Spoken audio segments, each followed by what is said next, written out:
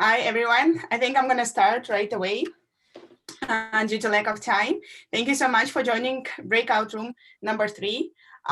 Today, I'm going to present the project that has titled Land Property Rights, Financial Frictions, and Resource Allocation in Developing Countries.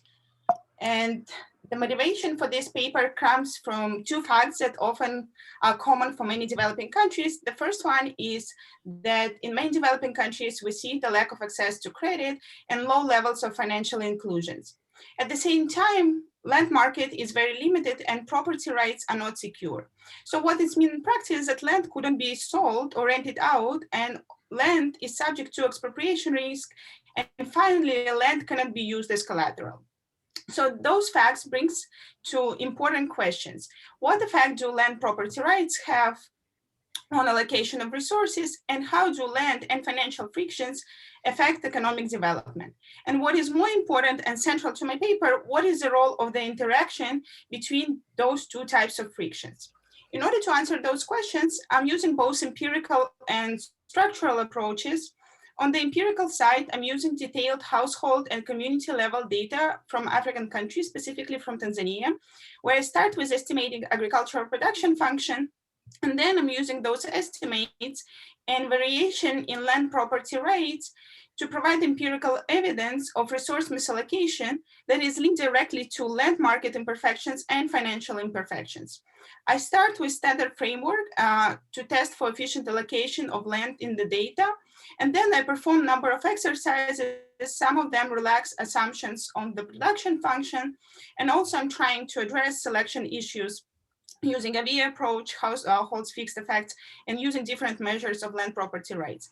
Finally, I provide evidence of correlation between access to credit, occupational choices, and entrepreneurship, and land property rights. Motivated by all these facts, I'm moving towards general equilibrium model to quantify the effect of land and financial reforms. So the model I'm using is heterogeneous agent model, and agents are heterogeneous in 4 aspects: in wealth, land ownership, in agricultural and entrepreneurial ability. The model incorporates endogenous occupational choice. I have 3 occupations: farmers, entrepreneurs, and workers. And the model features both incomplete markets, financial incomplete markets, and land incomplete markets. On the land side, a fraction of the entire land endowment is being under communal property rights regime. And the specific features of this communal land property right regime is that communal land cannot be rented out. Communal land is subject to expropriation risk only in the case if this land is not being used in the production. And finally, communal land cannot be used as collateral. On the financial side, credit to finance capital is subject to collateral constraint. And differently from other similar models, I'm allowing both assets and land to be used as collateral, but land can be used as collateral only in the case if this land is privately owned. So if it's not under communal property right regime. I calibrate my model to Tanzanian economy in 2012-2013, and one first counterfactual exercise that I'm performing is land reform, or moving towards 100% of private land, or removing all land frictions. So what I find that both agricultural and non-agricultural output increases by around 10%, as well as consumption. On the occupational side, households moving from farming to entrepreneurship and to being a worker, and workers being hired by entrepreneurs.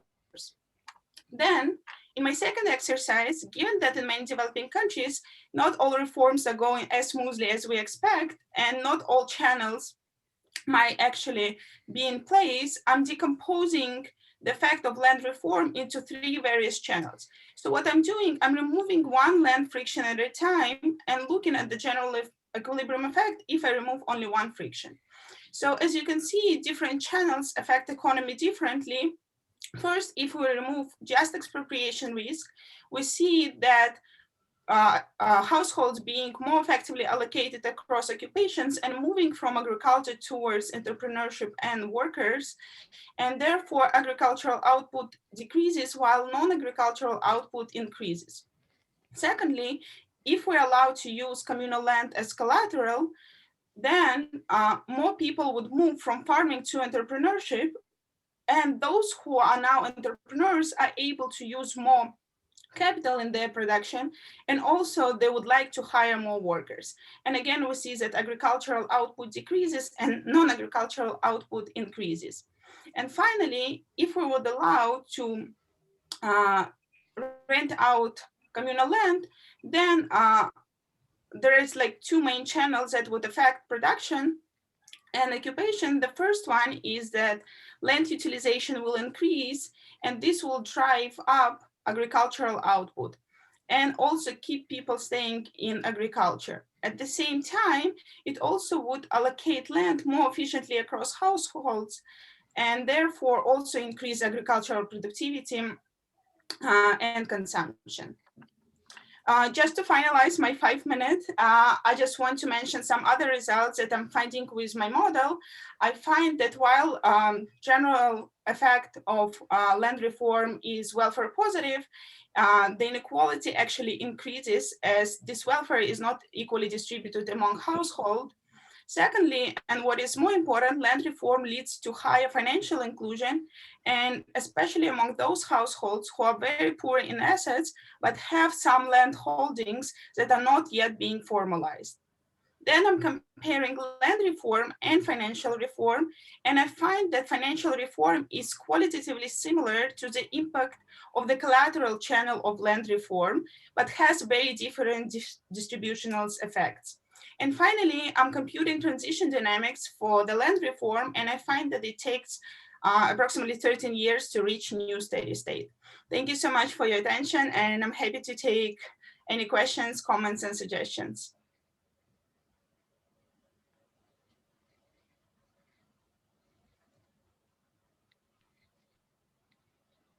I'm just going to hop in if that's okay. Can you tell us a little bit more about the distributional impacts that you find?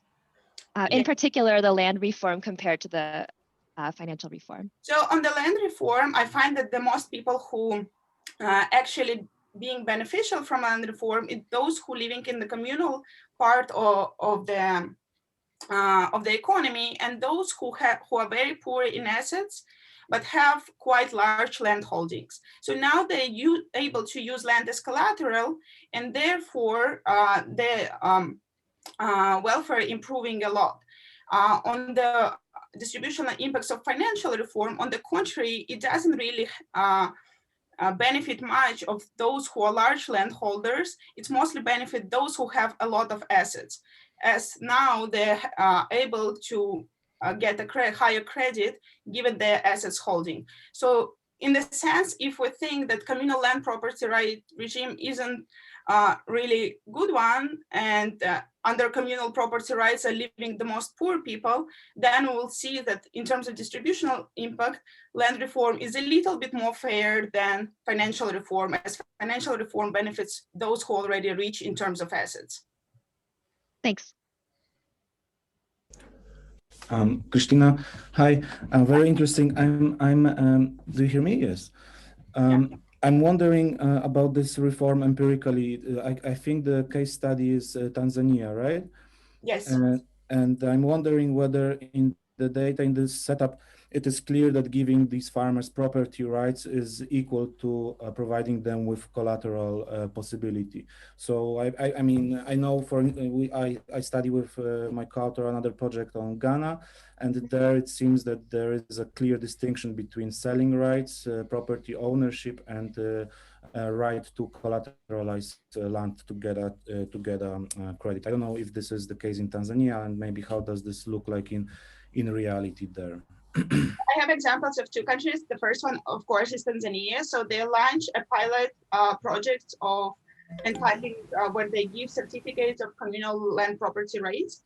And the main sort of pro reasoning for this program was actually to provide people rights to use land as collateral. And indeed, there is evidence that there were many credits that was given where people were using those occupational the certificates of land rights as a collateral for credit. So there is evidence of this happening in Tanzania. There is another, there were like some issues where not every bank wanted to accept because land market is still not as vibrant. And in some small villages, it's very hard if they size the collateral, it's very hard to sell this land. So there was evidence, but it's still not as perfect as we would think. Another example was Rwanda, where they actually did land titling program very fast by standards. They did it completely in 4 years, but Rwanda is a very small country. And there they needed to launch another initiative. So basically explaining people, because they were not financially literate, and they needed to explain people that they can actually use land as collateral. And then only after they explained and people understood that they're able to do this, they started to do this. In Tanzania, this was the main reason of the titling program. Therefore, people already knew that they could use collateral, but there were issues more of a bank side, but not everywhere. Okay, but in both cases, I understand that take-up of these land titles is endogenous, right? While in the model, it's like an exogenous reform that you conduct. Yes, that's correct. Although, like in Tanzania, since it was mostly financed by NGOs, so in many cases, it wasn't that endogenous. It was often exogenous when like they were coming to particular village, randomly chosen, and they were given those certificates.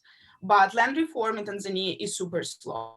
So it has been lasting already for 8 years, and it's still like only 25% of land being titled. All But right. in Rwanda, they did it in 4 years. Okay, thanks. Interesting. I had two questions on the GE aspect. The Mhm. first is, I guess the labor market's GE, but is the output market GE as well? And what do you assume about preferences on that front for food versus for agriculture versus non-agriculture? So in my model, it's all final good, and both non-agricultural and agricultural sector produce the same final good. So I don't distinguish in the preferences. So no relative price changes there. No. I guess the second is sort of how do your results with the structural model in GE compare to sort of IV results like Emmerich and Sagelet's stuff in Mexico, or these other sort of quasi-experimental empirical evaluations of land titling? So I don't remember exactly with this empirical one. I definitely remember that my results in terms of at least effect on the output and GDP is smaller compared to the models that do not include financial part and financial frictions. So whenever there are like a couple of authors, they study just land market frictions, and they find a larger effect of land reform than but they don't have in their model financial frictions. So in this sense, I could tell you the comparison, but I definitely need to check how my results comparable with empiricals.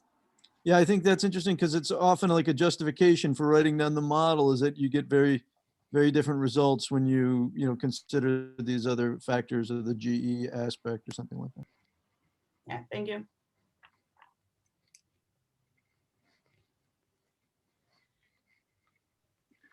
Hi, Christina. I might just jump in with a quick question, if that's okay.